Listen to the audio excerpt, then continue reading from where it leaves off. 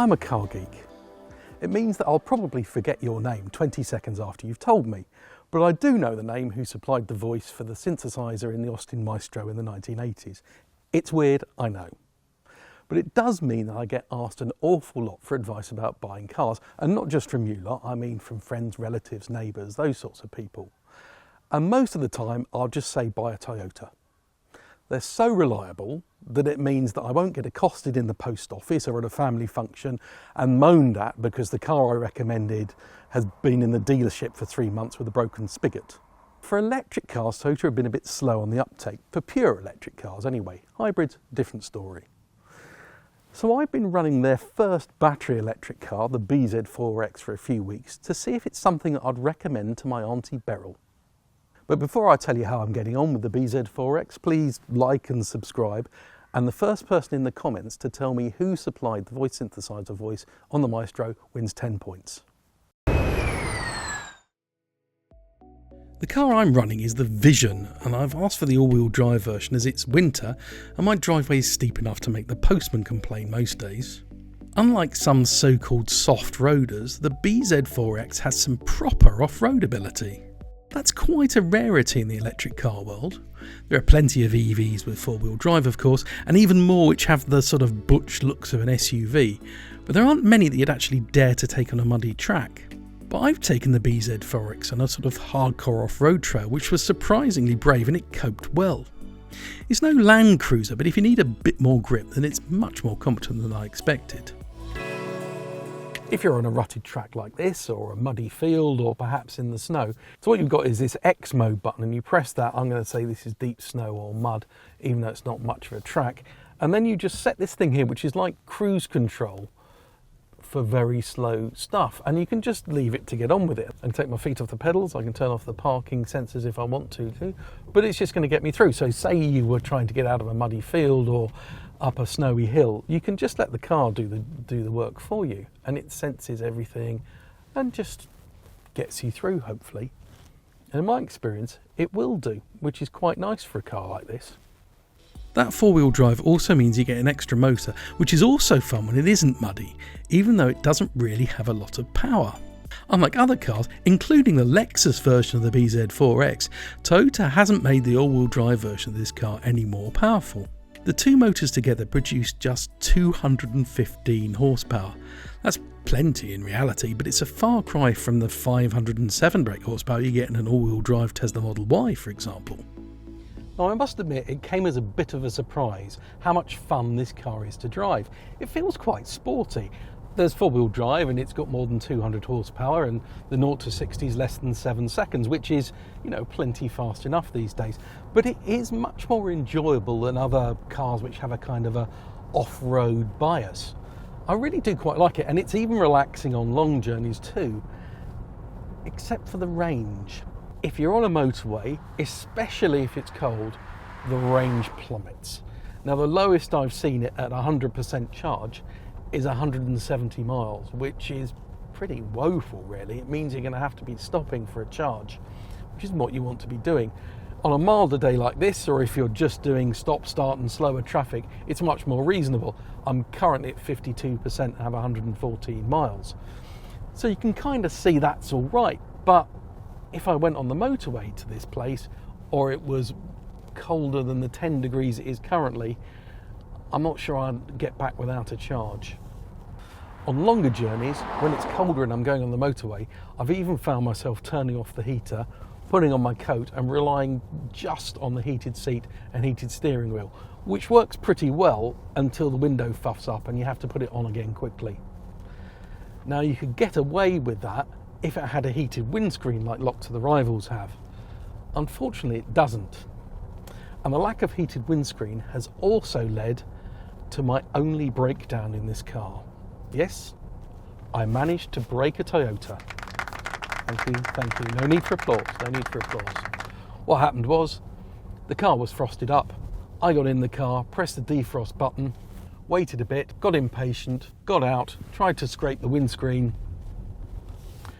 got back in, and the 12-volt battery had gone flat. That meant I had to jump start it. Now, luckily I was at home and had some jump leads, Otherwise I'd been waiting for the RAC and would have been very, very late. Perhaps that's not entirely the car's fault though, but preheating a Toyota is a bit of a pain, and perhaps some sort of 12-volt management system would be good too. You shouldn't really be able to kill the 12-volt battery on a modern electric car while you're sitting in it trying to defrost, surely. Anyone who's used to electric cars will tell you the way to save energy when it's cold is to preheat the car using either a timer or an app, so that you're taking the power from the mains rather than from the battery. Now that would be great, but in the bZ4x you can't. There's no menu inside the car, and the app doesn't really do much more than tell you how much charge you got and nag you when you leave the doors unlocked. There is an AC button on the key remote which you can use to pre-warm the car, but you need to be stood within zapping distance, and I missed being able to do that from bed or the breakfast table, or just being able to set a timer. Now the interior. If you close your eyes, all the buttons feel really nice, and the materials do too, and you know that they'll be like that in 30 years because it's a Toyota and it's really well built. But the trouble is you can't close your eyes while you're driving because it upsets your passengers, and you have to look at it. Now some of the more unkind members of the Electrifying team have said this looks like a van, and I kind of know what they mean. I mean, it's a bit black plasticky and there's no chrome to liven it up. There is this kind of shiny black plastic, but as you can see it picks up every single fingerprint. Also, the switches are a bit random. Now, I'm a middle-aged bloke, so I hate reading instruction books, but even I had to delve in to see what some of these buttons do. For example, the braking mode, so the regen braking, you have to press this button with a picture of a foot on it. And the automatic high beam is down here by your right knee. Now, talking of knees, this centre console, which is all very nice, it's got plenty of storage, it makes it feel a bit cramped in here. There's nowhere to put your leg when you're driving along, and you just kind of knock against it occasionally. When it comes to storage, this box here isn't actually a box at all. It just slides back to reveal where you can put some cups. This is a wireless charging pad beneath a window so you don't get too distracted, although you can see through and it lights up when you get a message. There's a USB port in there as well. One odd thing, there's no glove box. But you do have this big space underneath, although it's tricky to get to. There's this big screen here and some proper buttons underneath to do things that you might want, like the heating and ventilation. It all works pretty well, except for one thing. There's a really odd problem with the CarPlay in this car. It seems to confuse itself and answer its own questions, and then Siri talks to it. It's all a bit chaotic. So, for example, if Manos sends me a message now, I tap that. Manos said, can you learn your script next time? And can you learn your script next time, please? Would you like to reply? No, I wouldn't. Okay. Siri here. Let me know if I can help. I'm sorry. No need to apologize. Here's Apologize by Timbaland. Apologize by Timbaland now playing. It's been a bit crazy and a bit stressful at times, so now I just hope people don't send me messages. Here's Like I Love You by Justin Timberlake on Spotify. Like I Love You by Justin Timberlake now playing on Spotify. Now playing Like I Love You by Justin Timberlake on Spotify. Here's Like I Love You by Justin Timberlake on Spotify. Like I Love You by Justin Timberlake now playing on Spotify. Cancel. Here's Like I Love You by Justin Timberlake on Spotify. Don't feel me, baby. It's just Now playing Like I Love You by Justin Timberlake on Spotify. Stop! Please, Here's stop! Like I Love You by... You texted me, by the way.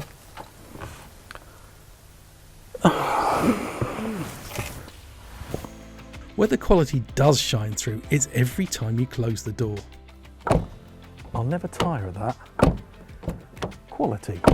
Am I the only person who takes great delight in listening to a quality clunk as you shut the door? It might be a very dad thing to get satisfaction from, but it's just so solid feeling. The boot is in that no man's land of being perfectly adequate in terms of size and shape. There is a flat boot floor and a little stowage space for cables underneath, although it's a bit small and you need to patiently reel up the wire if you want it to fit. Getting into the boot can upset people too. Now this seems like a small thing, but imagine it's 5 o'clock in the morning and you're going to the airport You've sneaked out the house without waking anyone up, and next door's dog is still asleep too. Then you open the boot on the car.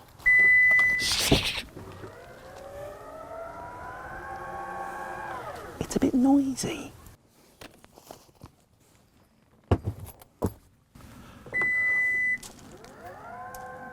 And another thing. What's missing? A rear wiper. They say the aerodynamics will clear it, but they really don't. So for the first 10 minutes of driving, you can't see out the back. You can't rely on the camera if it's mucky out either. It gets dirty very quickly. I've got into the habit of giving it a little wipe whenever I pass the back of the car. It's really comfortable in here as well. I really like the driving position. The seats are good, lots of adjustment, heating and cooling. Visibility is pretty good as well, apart from that rear wiper problem. It's also quite an easy car to get in and out of. Some modern cars, because of the safety regulations and wanting to make a stronger shell, have very tiny openings, so you can't get in and out without banging your head. This is fine, no problem at all. It's a nice height as well for maybe older passengers if you're taking your gran to the supermarket. Now, this car has a 71.4 kilowatt hour battery, which is pretty big, but apparently only about 64 kilowatt of it is actually usable. That's an enormous margin, and maybe there's a bit of a buffer once you get to zero on the battery to get you to your destination. I'd hope so. I've got it as low as 2% on one journey, which was a little bit squeaky, but I did know there was a nice new set of chargers at Blythe on the A1 where I was pretty much guaranteed to get a charge. Not only is the bZ4x quite good fun on country lanes like this, but also if there's someone coming towards you and you have to go up a verge or bump up a curb slightly, it's got the capability to do that. It doesn't really worry about big potholes or mud or puddles, and you don't imagine you're going to get stuck. Now, obviously, the bZ4x has all the safety kit that you'd expect on a car like this. Now, the lane departure warning and all those other things, which can be quite irritating on other cars, aren't so bad. Even the speed limit warning just comes up as a red circle on the dashboard if you're able to see it over the steering wheel. One thing which is irritating, though, is the driver alert warning. So there's a camera just above the steering wheel, which it doesn't like being blocked. Now, it's never set off when it thinks that I'm not looking, because I do like looking at the road. But if I put my hand at the top of the steering wheel here, which sometimes you do when you're driving, then it bings at you. But there is a big issue with the visibility, and that's the dashboard. Now, as you can see, that's my point of view, and half of the instruments are obscured by the steering wheel. Now, I think the reason for that is this car was probably designed at the outset to have the yoke steering wheel that you see on some Teslas, and I've tested on the Lexus version of this car. Have a look at that Lexus RZ review. It's on YouTube and it will give me another click. But that means that this car, which has a normal full round steering wheel, you can't see half the things, and you have to kind of stretch up to see what your battery percentage is. I can just about see the speedo, which I suppose is the most important part, but why they didn't give it a head-up display or some other way of seeing the essential stuff, I'm not entirely sure. Am I going to be recommending the bZ4x to my Auntie Beryl? I don't think I am quite yet. Not until the engineers tick off all the items on my list, especially the efficiency. So unless you drive a lot on rough roads, in warm weather, I'm not sure this is quite the best car in the class yet. What do you think? Am I being too harsh on the poor bZ4x? Have you ever managed to break a Toyota? Let us know in the comments.